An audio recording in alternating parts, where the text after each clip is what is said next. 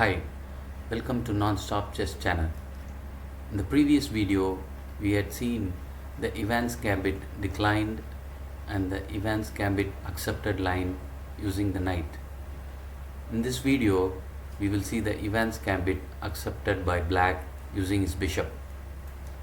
The move that begins the gambit is b4, which attacks the black bishop, causing it to react and thus move twice. The bishop can move away and decline the gambit, which we had seen before, and in this video we will see what happens if the bishop takes the pawn.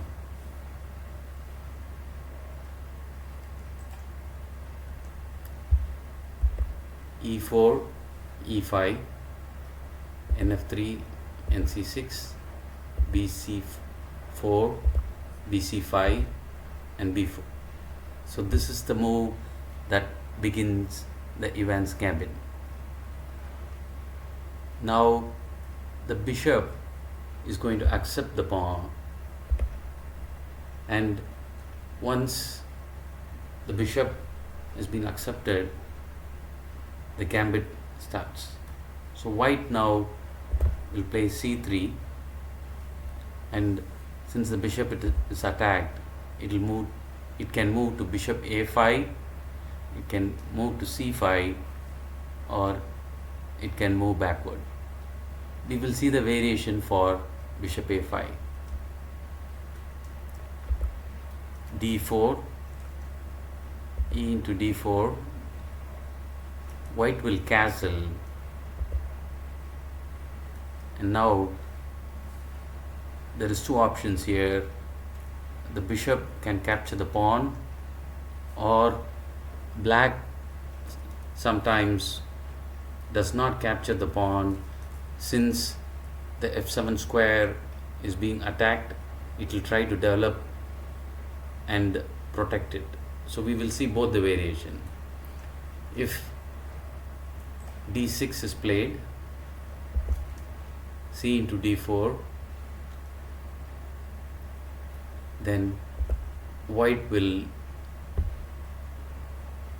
want to attack the f7 square. So black will try to exchange the knight by placing bg4. White has to play queen b3, attacking both the b7 and the f7 pawn.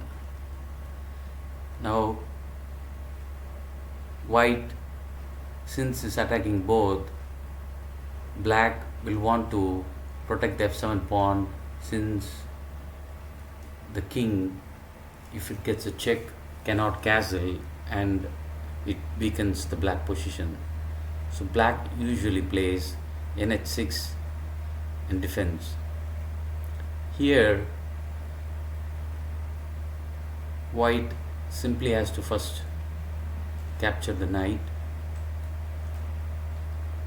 and black will capture it with the g pawn, and white simply has to move the d5, and the knight has to move to either b8 or to e7. Now a simple queen b5 check, and we can capture the bishop, and thus winning the piece and the game. Now let us also see what happens if instead of d6, if they play the bishop into c3 variation. Here knight has to capture it, then d into c3, bishop a3 will be cannot castle in the for the black. d6 will be played, so the bishop blocking the king from castling. Queen b3 attacking the f7 pawn, nh6 will be played to protect it. Queen into c3, which will attack the g7. Queen f6 will be played to defend, since the g7 pawn is under attack. e5. Now black is forced to take d into e5. Now white will respond with rook f e1, trying to pin the e pawn and keep the king in the center. It cannot castle, and there is 2 attack on this pawn. So if this attacks with the knight and the knight takes with the rook, you can check and the king will be exposed. So now white will have to play the bishop d7 so that it can try to castle in the queen side. Since the b7 pawn now is unprotected, white simply tries to attack with the rook. Black now castles at the king side. Now there's a beautiful sacrifice is available for the white, and let us see how it continues. Bishop a6. It looks like a sacrifice. If the pawn kills the bishop, it is opening up the b7 square, where once it kills and the queen b3, the checkmate cannot be avoided. So black will not take it. Instead, he'll play na5. So by that way protecting the b7 pawn, and if the queen takes with the knight, here simply the queen will take the bishop, and black's safe now, since the attack is not there. If the queen gets exchanged, both have 2 rooks and the bishop and the knight. Since black has 7 pawns to the white's 4 pawn, this is winning for black. So here white should not take the knight. Instead, you just go for rook e c1 for a checkmate here.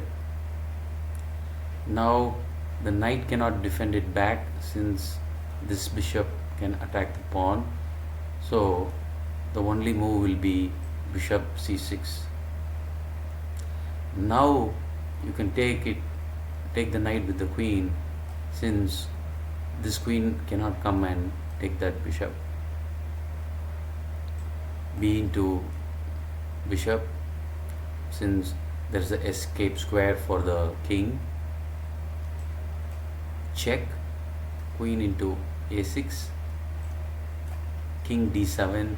Now again another brilliant sacrifice for white. If black takes the rook, you just have a simple fork.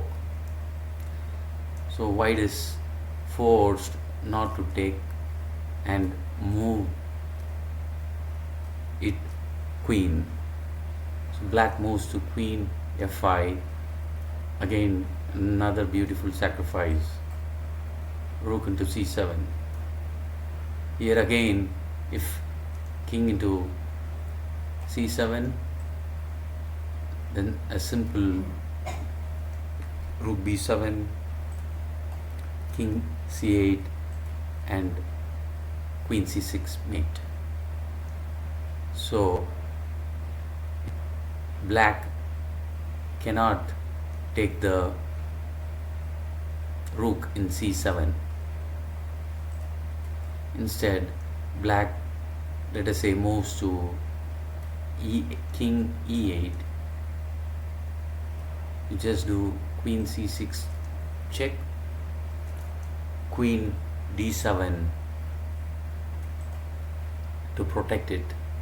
Now black is actually giving up his queen. There's a simple win if you take it with the rook, but instead there is another beautiful variation that you can play, rook b8. Now black, if takes the queen back, you just give a check in rook e7. The king is forced to king f8 and you give a check, rook d8. The last defense will be queen e8 and rook into e8 mate. So today we see two variations.